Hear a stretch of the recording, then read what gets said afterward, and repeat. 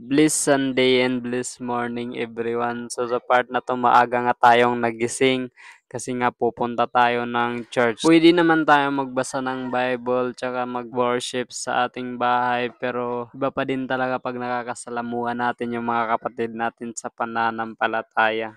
Bumaba na din nga ako dito para i-check yung mga container na walang laman kasi mag-iigib kami ng tubig at gagamitin namin pang paligo kasi malayo yung sapa. Bale, umakyat na naman ako sa taas para gisingin ang kapatid ko dahil mag-iigib na kami ng tubig. Ikinarga na rin nga namin dito sa motor para hindi na kami masyado gaano mahirapan kasi ang layo ng igiban dito sa tita namin. So bali 6 na container nga to guys at sabi ng kapatid ko ay kaya niya naman. Naglakad na nga lang din tayo dito kasi nga hindi na kasya sa motor.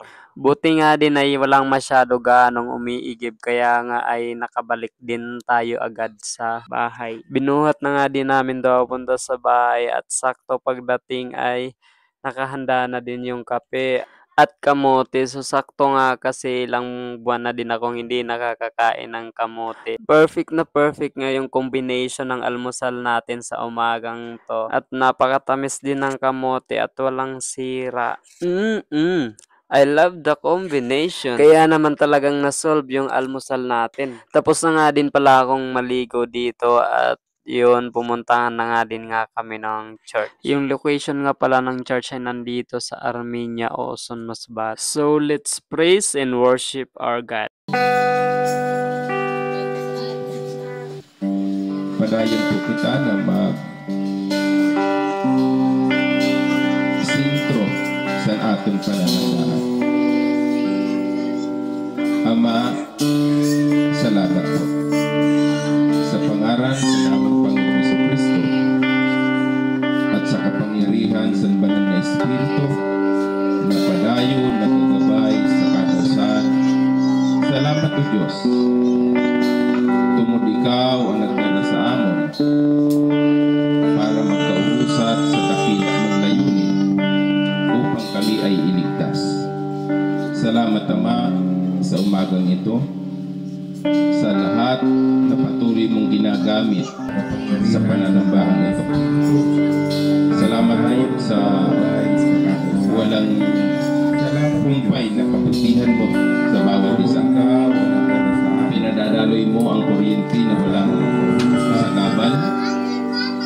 Pinatutugtog mo ang mga instrumento na punong-puno ng pagpupuri sa iyo. Patuloy mong binubuksan ang mga boses ng mga awit upang parangalan ka man. Hallelujah! Patuloy mong binubuksan ang puso't isipan ng bawat isa upang makiisa sa pagpuri at pagsamba sa iyo.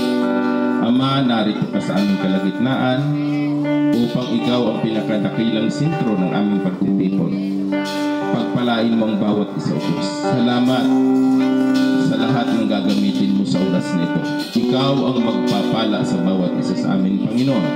At ang gagawin lamang namin ay bigyan ka ng pinakamataas na papuri, pagsamba at pagdakila. Ito po ang dalangin namin sa pangalan ng aming Panginoong Jesucristo. Amen.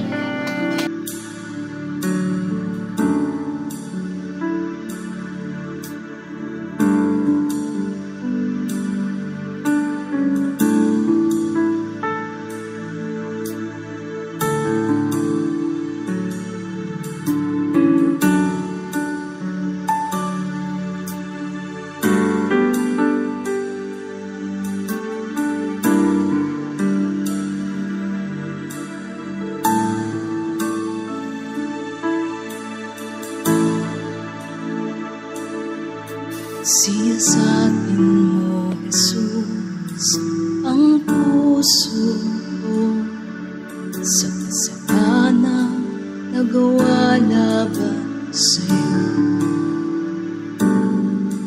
Nagtatapag, sumasamo, tumutulog sa harap ng banal mong trono.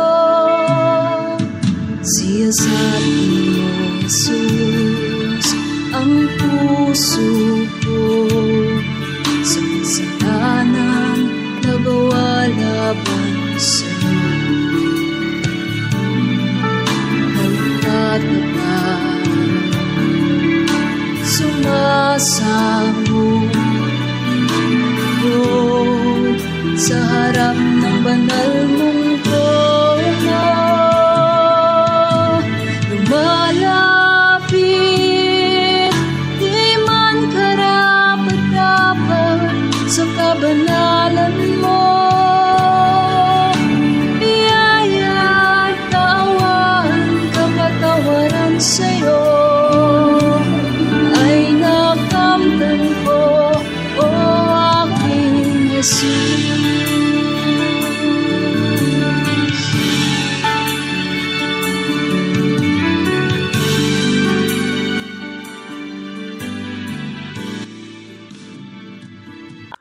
Pagkatapos nga ng Sunday service ay pumunta na rin kami sa bahay ng tita namin para kumain at maghahanda na rin pauwi.